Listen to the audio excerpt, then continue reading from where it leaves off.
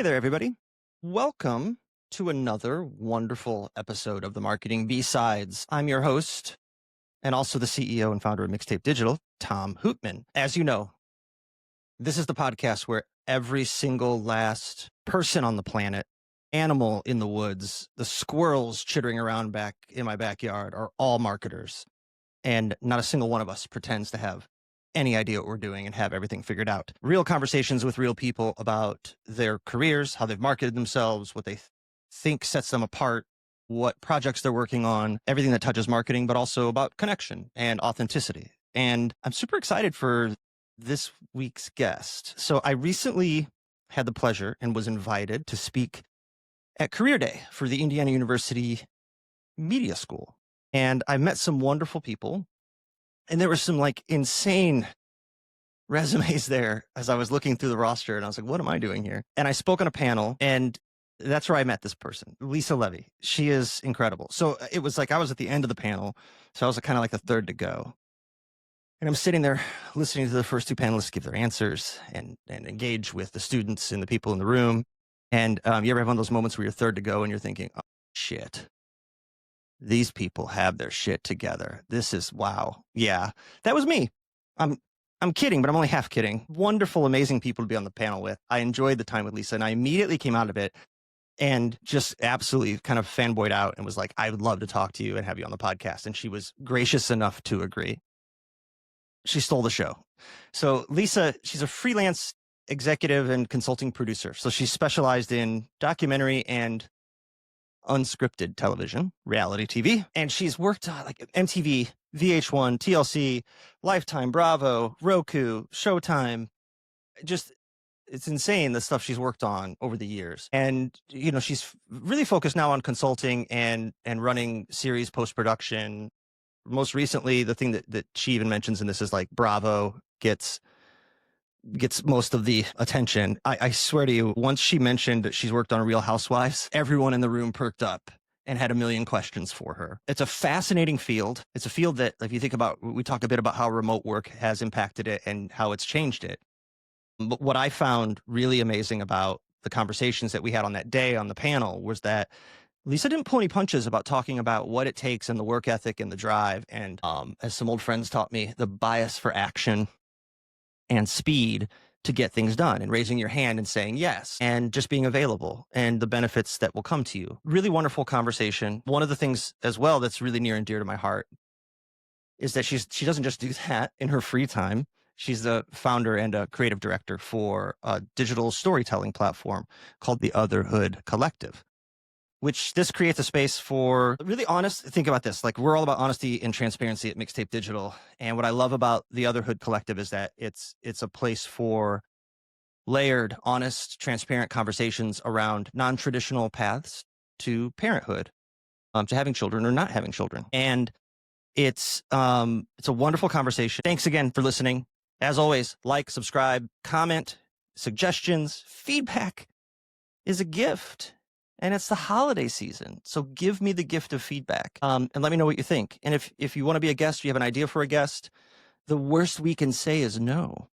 And chances are we might say yes. So just reach out. You know where to get me, because you're seeing this clip probably on LinkedIn a million times a week. So reach out and grab me and enjoy the show. Thanks. Kathleen and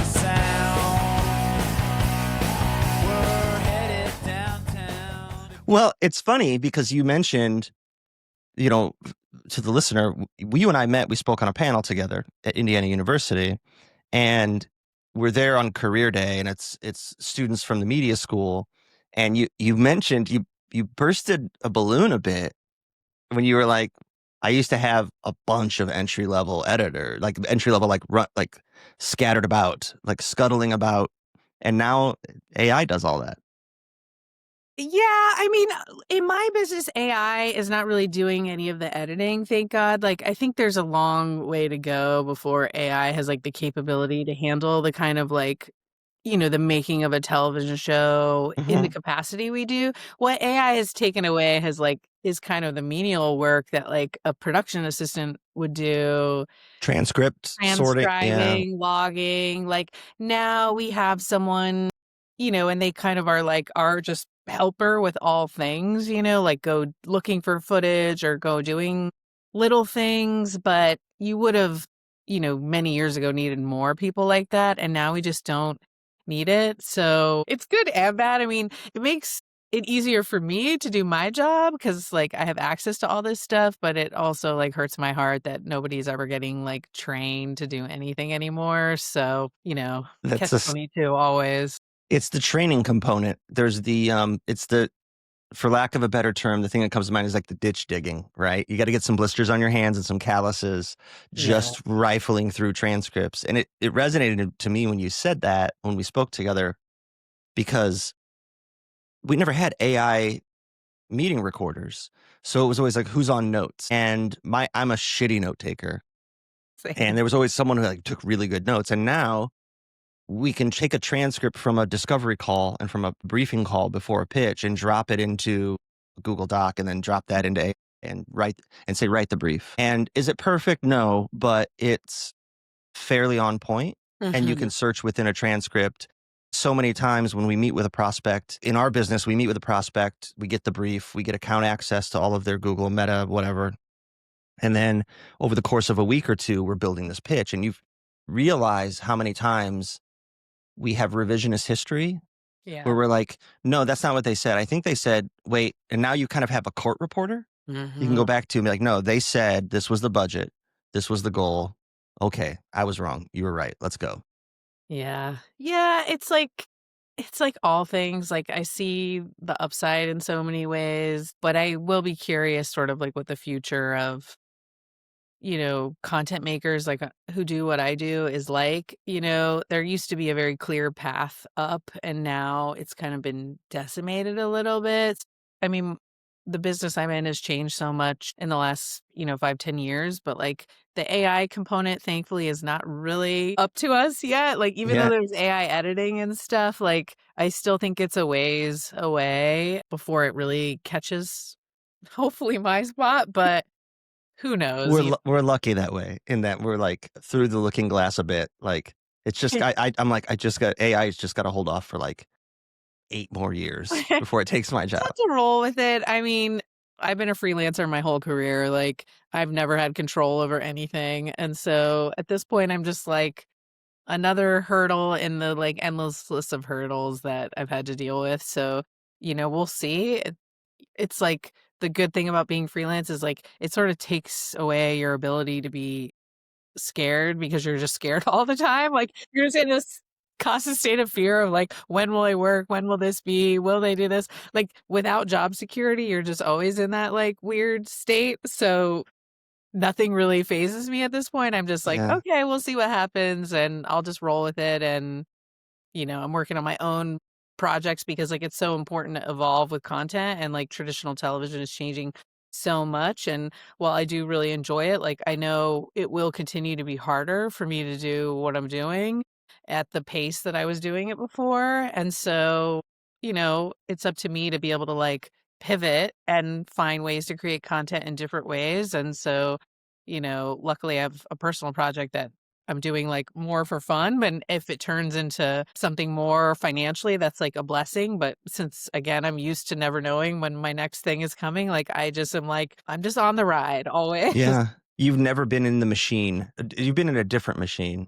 Yes, I have corporate clients, but I've never been corporate. I think like my longest job was at a sports documentary company, and I think I was there like 2.5, 3 years, but I wasn't staff. Like I was just a permanent freelancer. Like I could have been, me staying on at that company was based on them continuing to have projects for us to work on. And so it wasn't like I ever felt secure or ever had health insurance or any of the benefits like paid. I've never had paid vacation. Like I've just never had the things that go along with Love that. a regular job. People are always like, "Do you want one?" And I'm just like, I don't even have a frame of reference for it really. So in my head, it sounds nice and comfortable, but on the other hand, it sounds like like claustrophobic and trapping because I very much have the benefit of like starting a project and then finishing it and walking away from it. And so that's been my cycle for so many years that I can't imagine if it was just like, oh, we're going to continue to go to work and keep working on something else. Like, it's also like I get new teams, new people, new content. Like, I'm just constantly getting to start over. So it would be Yeah. interesting if I didn't have that. But who knows? You never know what's going to come. It's like a it's like a blind date that's at least like 6 months long, right? Like it could be great. It's amazing. You end up like on this blind date for 15 years. I was at my last role in my last company for almost 15 years. It could be horrible. Yeah. And you're like stuck there looking for the next blind date. Yeah, I mean, I've always been afraid of commitment, ironically, so it's probably not Me too. too surprising that I ended up in something like this. Like, the minute someone says, like, "real job" to me, I'm like, I clench up like, "Oh, You. no, would I be able to get out of it? I don't like it," Because in my business, like, too, if you don't like a job, like, you could leave and it won't hinder, getting another job, really. I mean, we're all just sort of cogs in the wheel, and so even if you could, like, maybe not have a great experience and still potentially get hired again by that team. It just depends, because the teams are always shifting, the people running things are always shifting, so you just never know. Yeah, it's interesting because there's an element of like what I love that you said is like I just always live in fear. So when we spoke, it was like to primarily the audience was students and there's a lot of fear in the room because God bless them, to get into their industry now, Yeah. right? With all of this change and it's moving so fast. There's an element of them like, how do I get a job and avoid fear? And like they're trying to mitigate the fight or flight response that they're starting to feel. Yes. And there's an element of it that is like the hard truth of like, oh goodness, that's never going away. Like that never ends. Like that's life. Yeah. Like I mean, there is no such thing as job security, like, in any industry, really, so, I like to say there's not a lot of gold watches and retirement parties nowadays. no. And, like, people students and other people are always like, "What's your work-life balance like? And how do you" and I'm like, "I don't know, there is none." I was like, "The balance is that I choose to keep doing this." Like, that's the balance. Like, if I wanted a 40-hour a week steady job, like, I would go after that, and I have made the choice not to. So that's the balance. The balance is my autonomy in making the decision. Yeah, I mean you gave some good hard truths and just I mean, it's funny because there were 3 of us and you were in the middle and they kind of always started on the end and worked to you and then worked to me Yeah. and you I was like I found myself turning to me like, "Fuck, that's pretty good. That's yeah, like preach." Like straight up like there was an element of like, no, like work work life what? And like Yeah. job security what? That is like Yeah. it's a good hard truth. I mean, I wish somebody would have told me that, like, if I think about, like, young me leaving Indiana University and, like, going to New York with 0 clue, like, if someone had told me what it was really gonna be like, I would have never gone? So it's, like, always difficult to be honest, but there was also just significantly less information back then anyway. Like, I could if I even if I had wanted to know what it was gonna be like, I had no tools outside of people telling me in, like, a handful of photographs, like, I really had no clue. So, I'm kinda glad I went because I would've talked myself out of it for sure if I knew how crazy it was gonna be, but like all things in life, you just figure it out? Figure it out. And before we get too far in, if your career, your path had a theme song or songs, what would it be? And I ask everyone this question because it's mixtape digital, right? So music is a huge part of my fabric. What would that song be and why'd you choose it? This one is really hard, like, because maybe I am a bit of a music snob, so I wanted some, like, cool answer, but, like, I couldn't think of one because I was like, my theme song is just about, like, working my ass off, so I was joking that it's, like, "Work Bitch" by Britney Spears because, like, that is kind of like it's, like, the pulse is high and it's, like, work, work, work, work, work, which is basically what's, like, my life been like since I graduated college, like, you better work if you want to get anything, and, like, there's no ifs, ands, buts about it, so yeah, it's not, like, the coolest answer, but yeah, I mean, that's basically, like imagine, like, your workout mix, like, on 20, like, that's my life, I feel like, in music, just, It's a like great choice. No, that's like, a jock fancy jams, like, pumping and just, Jock like, trying Jams. to Yep. motivate you to keep going Damn and it, keep working. Lisa. I worked at Sam Goody Musicland when all the jock jams were coming out. So you just like tapped into like a deep Yeah. nostalgic memory of mine. It feels like that, and the deadlines I'm under are so crazy. Like when I'm working, it is like go, go, go, go, go. Like it is like running a marathon. Like you have no choice but to keep going or else. So yeah, it feels like, yeah, maybe it's like Eye of the Tiger too, somewhere in there, just like trying to motivate myself. Like I could do this. I can survive. When when I worked for Hannapin Marketing prior to our acquisition, I'm a huge LCD Sound System fan and a huge James Murphy fan, and he has a great quote because he's a workaholic. Is that if I'm working, you're working, and I'm always working, so you're always working. And they asked us for a quote for our bio page on the site, and that was the quote I gave, and I got vetoed because they were like, "No, you." I think maybe they just picked a different quote actually and just assigned it to me, and I found out like 6 months later because very clearly they were like, "That doesn't speak to the culture and the work-life harmony," and I was like, "Give the kids something real. Come on." I know. I mean, look, I wish it wasn't like that. Like I'm a hard worker and I take pride in it. Do I wish it was less percent? But, it is just the way of being a freelancer and being a freelancer in media. Like you have to work hard, you have deadlines. If you don't meet your deadlines, you're out. Like it is that cutthroat and you have to get good at being fast. Like, I sometimes think that's like my best skill is just how fast I am because I've just had to be. You strike me as someone who you mentioned you've always been freelance and you're not someone who can like just go like you don't just get like so many weeks of paid vacation. Yeah. You strike me as someone who if you do take a break is like you're like your engine's kind of always on. I am pretty good at shutting down. Like, I mean, that is the kind of joy of being on a television show. It's like you get to the end. Like it's True. delivered, it's out, you're done with it. And so you can turn it off so easily. And by the time you're done, you never want to think about it again. You never want to hear about it or see it or watch it. And so I am good at like detaching myself, but you are always like, what's next? What's next?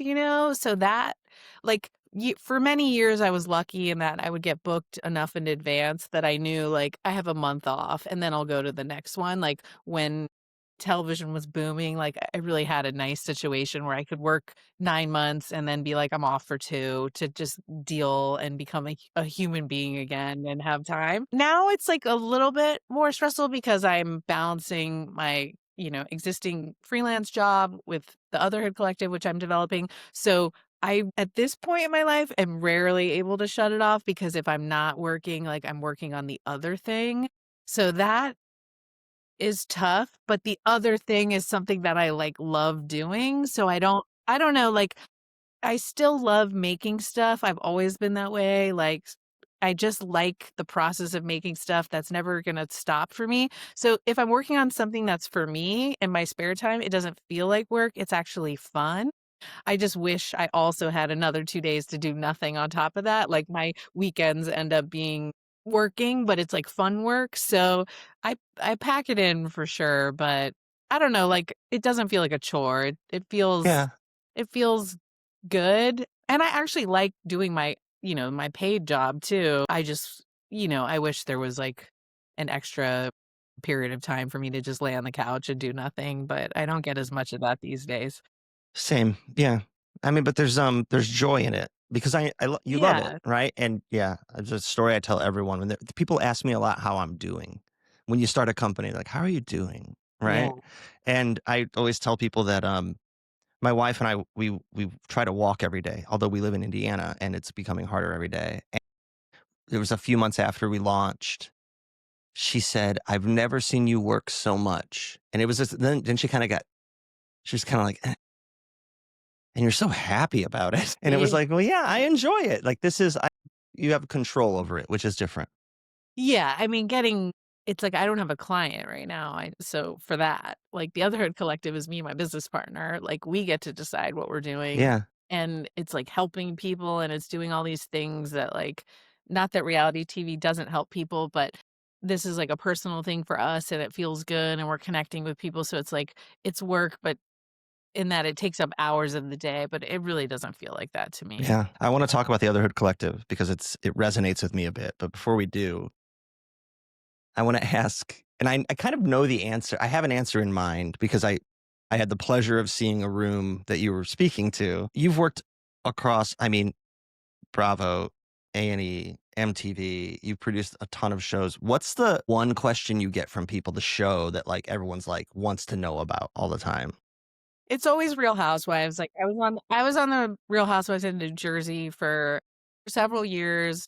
I did the Housewives of DC in its early inception. And people are the most curious about that. In fact, any Bravo show I do, people are generally most curious because it's very zeitgeist. And Housewives, even if you don't watch it, you know what it is, and people just want to know what are the women really like. That's what they want to know, and they want to know if it's real or not, which is like the question I get more than anything about what I do in general is just like, is it real or not? Which it is real, like I know people want to believe that it's fake, but it's not. Like it's just like you and I talking for 45 minutes and just taking the best parts of it and condensing it and making it make sense, making it entertaining and all those things, but, you know, it's real, these people are real and, yeah, I mean, they're interesting, like, I think they're honestly, like, working in this business is just a study in, like, human beings, like,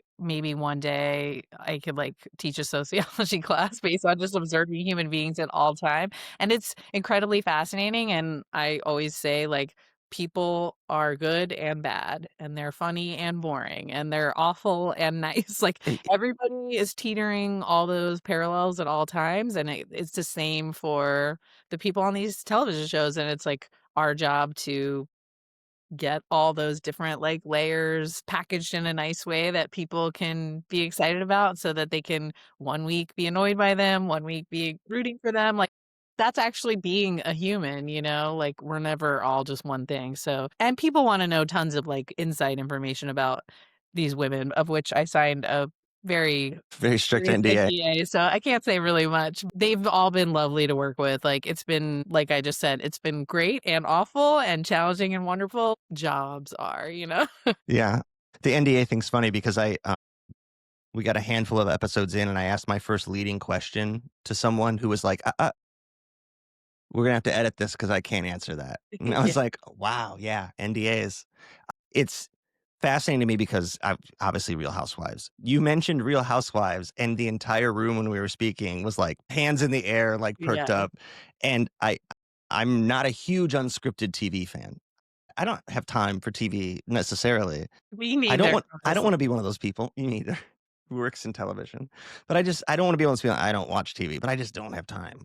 I mean, I don't either. Like I work in this business, but I'm not really watching any of that in my spare time. Like, it's the thing where like when a chef at a wonderful restaurant goes home, you'd probably a lot of them you'd be disgusted at what they eat because the Yeah. last thing they want to do is get out and like get Yeah. get the knives back out. They're hovered over the trash can eating mac and cheese. Yeah.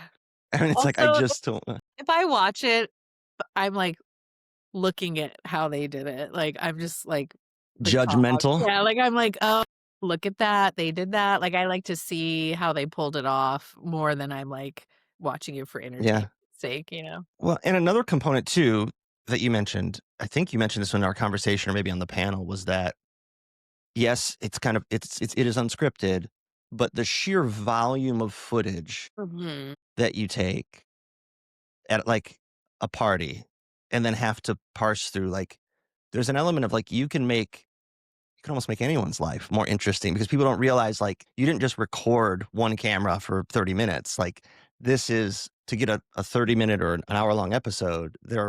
I can't imagine the amount of footage you have to find or to Yeah, film to edit. it's a lot, and, like, in any of these, I mean, in Housewives or any ensemble shows, like, these are people with real relationships that are navigating each other, and, like, you put them in a room together, like, stuff happens, and yeah, and we do film a lot, and, I'm the person that's, like, watching all that footage and, you know, condensing it in a way, and, like, we go through many steps, and there's checks and balances, and people giving notes, and, lots of feedback, and it eventually lands, where it's gonna land, but it's a yeah, it's like finding the little treasures in the pile. I mean, there's plenty of stuff that's boring, like any conversation, like people talking about the weather, or people talking about their dogs, or people talking, humans are humans, but sometimes people get in a real interesting conversation, and it's our job to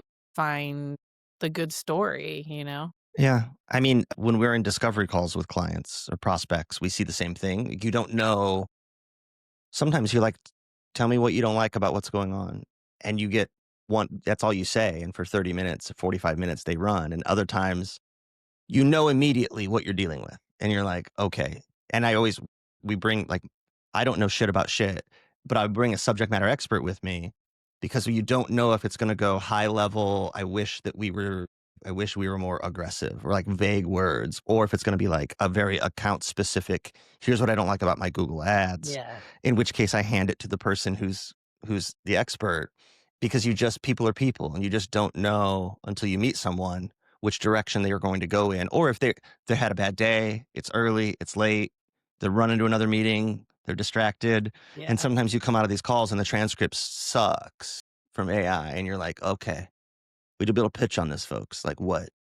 Yeah. Yeah, I mean, it's the producers, like my job and the other producers, like we have no judgment on the people who are screening and who are editing. Like our job is to have no judgment. Like the minute we make our own opinions about anyone, the minute we can't tell a good story. Like it's always our job to be objective and to like see the forest through the trees. And I think that's made me like a very patient and empathetic person. And in my real life, I think like it's easier to have conversations because I can't make snap judgments. Like you can't. Of course you want to sometimes, but then you find moments where they're like honest and beautiful and vulnerable. And you're like, that's right. Like this is a full human being who's like living life. So it doesn't matter what I think, it matters Yeah. like who they are. So yeah, we just do our best. And, I'm lucky. Like I've done so many different shows. So it's like some are sillier than others, some are more serious, like, but people are people, and I just like people. So I just go with it, I don't yeah, I really don't have an opinion about anyone who's on who I'm editing. I'm just there to Yeah. like find the story. Like it's kind of easy to separate. The longer you do it, the easier it is to separate yourself and your own thoughts from all of it. Yeah. You're like a doctor in that way. Doctors are Yeah, just numb like a to it. doctor. Numb to it. Exactly like a Saving doctor. lives. Because you're in there, you're going to get examined for something, and you're like, okay, here we go. And they're like, just shut up and take your shirt off. Who cares? Yeah, Right? yeah. Like I see this. Oh, I'm going to see this 48 times today. It's just like you're numb to it after a while. Yeah, it's also just not helpful to live life that way, like making snap judgments. So I am grateful that doing what I've done has taught me to really like think more about like who that person really is, not just like take them at face value. Stop it. You make me feel like a bad person. No, no, no. I Fucking mean, with you. I still do it, but I just take a beat. So so we talked about how everyone asks about Real Housewives, and everyone wants to Mhm. know, like, you probably get everyone in any career gets the same 5 questions all the time. Mhm. I want to give you an opportunity. Like, what's like your greatest hit that you're most proud of in your career that no one asks you about? Like, just the thing that you're like, fuck, I fucking nailed that. It's so hard. I think like the body of the work is what's really challenging is like no one acknowledges the work that goes into making it. They just like judge the product, which I think is probably all things in life. So like, I'm like I can't think of one thing or show that I'm most proud of. Like I'm just so proud as a whole for like the process. Like the process of making these things is so hard and I know what it's like for the teams and for me and like all the people like putting in so much blood, sweat and tears to make this thing. When it's done, everyone's like, "Ooh, what are these people like?" or what, it's all just like shiny and like a little pet and everyone's so excited about the finished product and no one ever asks me like about how hard it is to get it there. People often ask me like what's your favorite show that you've ever done, but like there is no such thing because sometimes, like, the content is the thing I love the most, but it might have been the worst show I ever worked on because the team or the client or whatever the case, like, there are things, like, in terms of what I'm maybe there are shows where the finished product, I'm like, "Oh, I guess I'm more proud of that because it came out good," but, like, I don't know, you can't even really judge it that way because I don't have control over any of that, like, we're all just Mhm. part of the process. And so, yes, everyone always wants to know, like, about the show. No one wants to know about how the show gets made, Yeah. and I'm very proud about how the shows get made. Like, I'm proud of everybody who puts everything into it 'cause it really is incredibly hard. Like,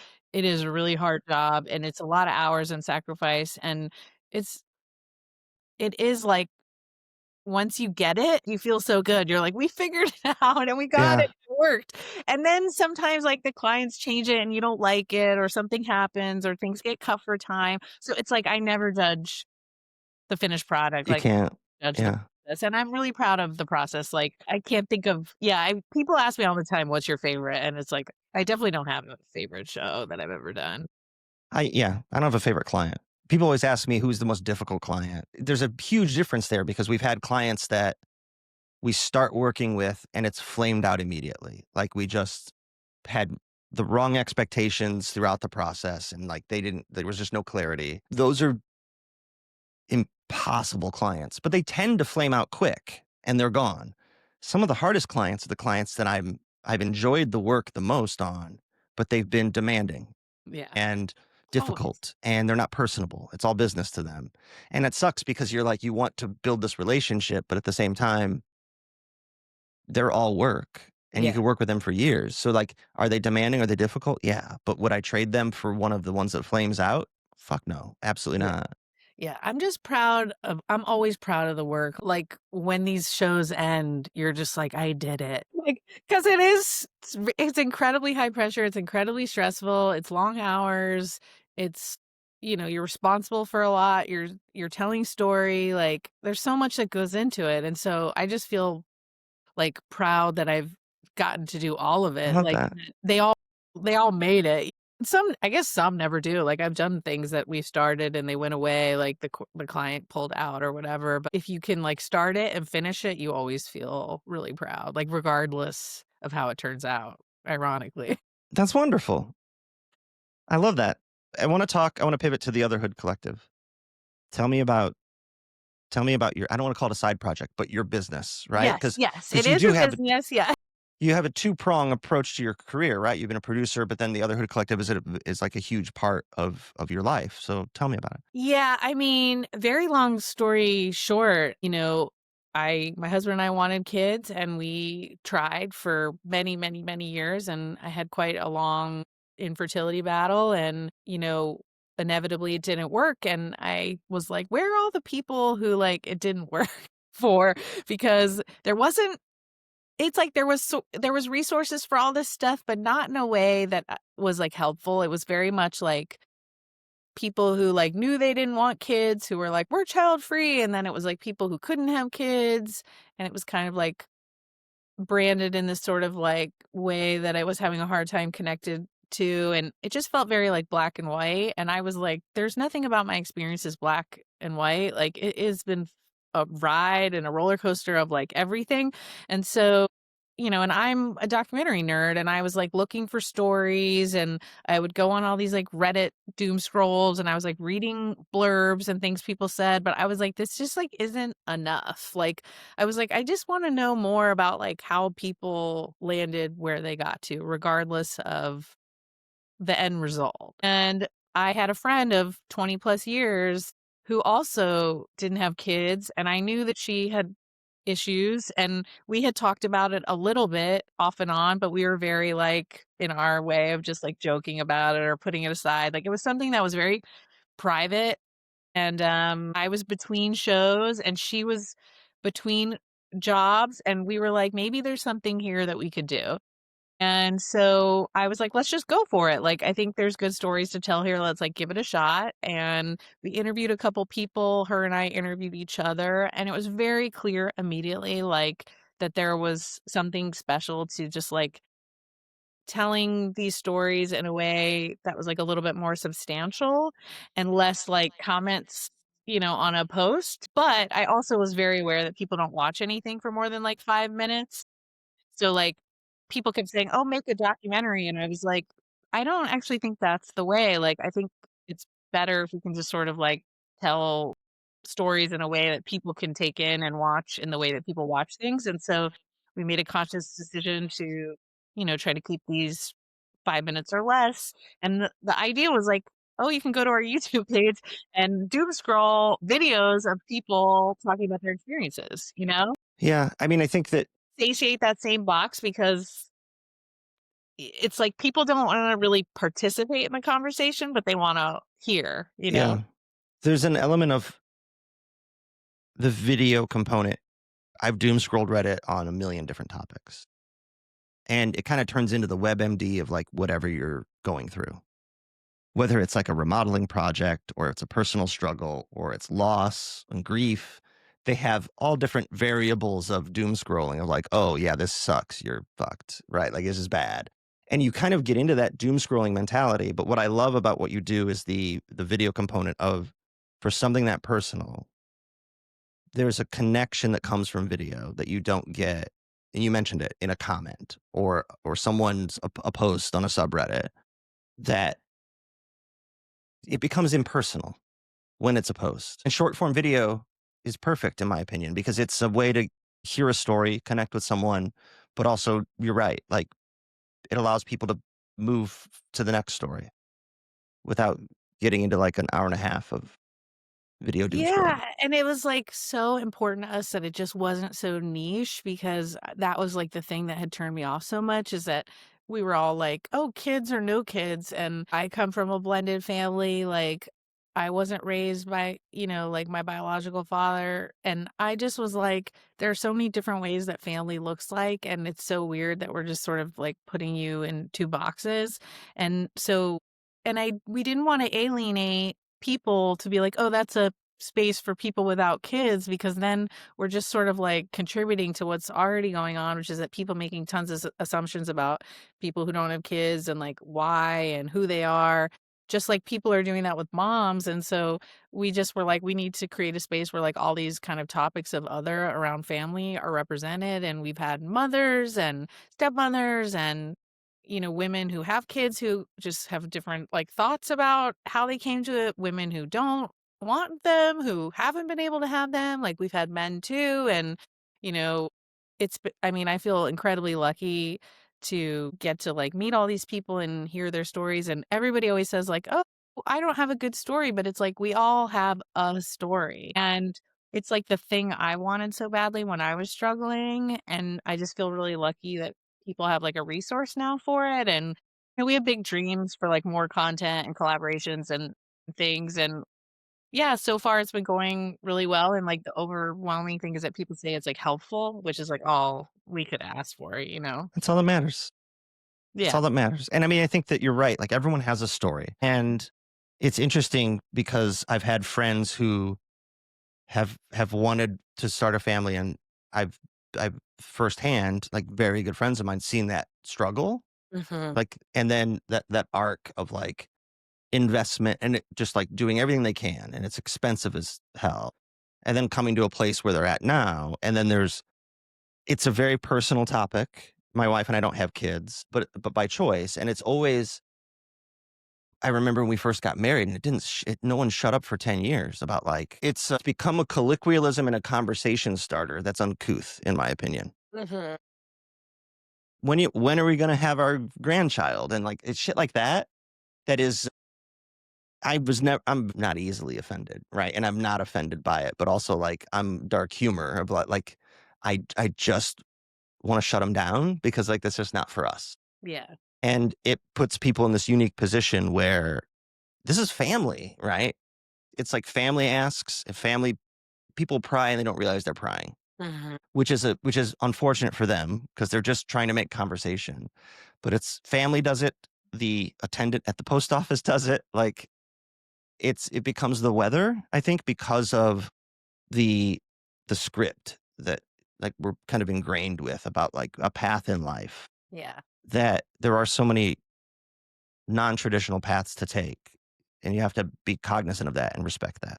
Yeah, I mean, I think, like, one of the best things that's come out of this is, you know, people who haven't really thought about, like, what my life is like or what other people's lives are like in that way are like, "Oh, wow, I didn't know that." Like, I didn't know that when you're the person who always, like, has to stay late at work because you don't have kids, like, how unfair that is. Or I didn't know, like, that friendships can, like, dissolve because, like, they can't find a way to communicate about these things, or that families can say things or do things that are hurtful. It's like it's just like whether you have kids or not, and the how and the when and all the Yeah, stuff around it is so important, and it's like a bummer that it's become so kind of niche and that, like, it's just like, do you or don't you? Like, if someone wanted me to explain, like, how I ended up not having kids, like, in a paragraph, like, I couldn't do it. It's just there were so many things that went into it, and then there's still so many things that we're navigating now that we don't have kids mhm, that I wouldn't have known, and people have said, like, "Oh, well, now I'm gonna approach someone at work differently, or I'm gonna approach my friend differently." Even my in-laws said, like, "Oh, I didn't know." Stuff like that have been said to you. And I'm like, yeah, it's hard. And it's also hard being a mother or a parent or being a step parent or adopted parent. Like, it's all hard, and we all should just give each other a little bit more space, like, understand each other, but that's kind of not the world we live in. And so having a place where people can just, like, watch it, I think that's ideal. And it's yeah, it's like we're very lucky that people have all said no one's ever asked me that before. Like, the one thing everybody says when I interview them is, "No one's ever asked me that before," which is, like, that's amazing. shocking, but true. And, my business partner, Sarah, and I, when we interviewed each other, like, we had not talked about any of that, and we're, like, best friends. Yeah, It's just not an easy topic to navigate. it's not at all. And you had mentioned it's Thanksgiving week, and you had mentioned we talked about this before we were recording. My wife is the oldest and I'm the youngest, and all of our siblings have kids. And there is an element of, and I get it, like, I don't blame anyone. It's hard not to get frustrated, but also you mentioned about work, like, you don't have kids, you can work late. There's an element of, like, you kind of start to feel a bit like you're always like, people treat you like you have total flexibility. And I would feel this when it started with Thanksgiving holiday because she's from 2 hours north and I'm from 3.5 hours, or she's from 2 hours south and I'm from 3.5 hours north, and they would try to split us up. "Aren't you coming home for Thanksgiving?" And it's, like, hilarious because I haven't that's not my home. I haven't lived there in 30 years. But also there's an element of, like, "Well, you don't have kids? What's so just get up here." And that's what made us decide, like, I mean, it's a very Thanksgiving is our favorite holiday. It wasn't. We're not a food family, right? But it's like we board up the windows, we barricade the door, and, like, we don't talk to anybody for 2.5 days. Yeah. And it's an element of, like, this is my family. And whether it's just my wife and I and Orson and Olive, the dogs, or whether it's one child, or whether it's just friends and family or friendsgiving, like, this is my family. And it's what you make it versus the traditional means sometimes. Yeah, I mean, I'm learning more and more. I always kinda didn't think there was such thing as traditional, but now I'm learning even more and more, like, no, like, No. even the most on paper traditional is not traditional in any way. And yeah, I'm really excited to keep telling these stories. Like, my partner Sarah is sort of like the marketing genius, and I'm the one who's, has all the content ideas and, like, Production genius. sharing. And I think, yeah, it's been awesome. It's like, if who knows what will come, but, like, to be able to tell these, like, stories of people, I don't know, it's just so gratifying. Like, I wish it, could be the thing I'm doing full time, and hopefully, one day it will be.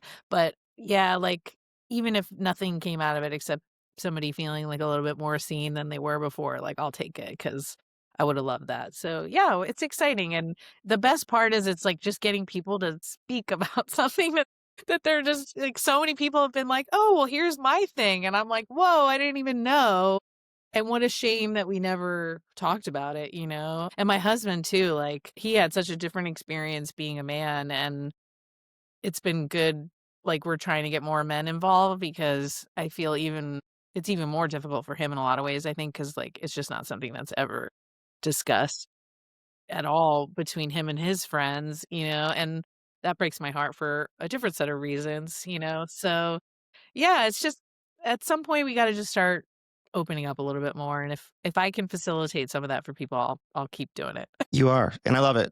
Thank you very much. Well, Where can thank people you for sharing. and where can people find you? Otherhood Oh, Collective? yeah, otherhoodcollective.com is our website. We're on YouTube at Otherhood Collective. We're on TikTok, Instagram, all the things, LinkedIn, all at the Otherhood Collective. So it's like, yeah, check it out. I mean, it's like, it is a nice little doom scroll. I don't like calling it a doom scroll because it's not negative like that. But I don't know if you got a couple. My friend was like on the train the other day and she's like, I just watched like 5 and I just felt like better about life. And she's a mom with 2 kids, like, has a completely different experience, and she's like, "I felt so seen in all of that too." And I was like, "Love it." Like, that's great. So, yeah, people can take a peek and see if anything resonates with them. That's wonderful. Lisa, thank you for making time for me today. I really appreciate it. It was wonderful to meet you on the panel. Thanks. It was a fantastic talking this morning. Earliest podcast recording I've ever had. Oh my god, thank you so much. I do have, like, to go to my regular job, so it's hard for me to squeeze in time during the day, but I always welcome getting to talk to fellow Hoosiers, and, it's like, that day is so special when I get to meet everybody, and yeah, it's like it's so Well, lovely. I'm looking forward to seeing you again next year at that day. Yes, yes, hopefully I Awesome. can just keep going that, and we can keep scaring the shit out of kids. Keep Now I scaring the just shit out of kids. If I can just keep scaring the shit out of kids, job well done. yes. Thanks, Lisa. I appreciate you. No problem, thank you.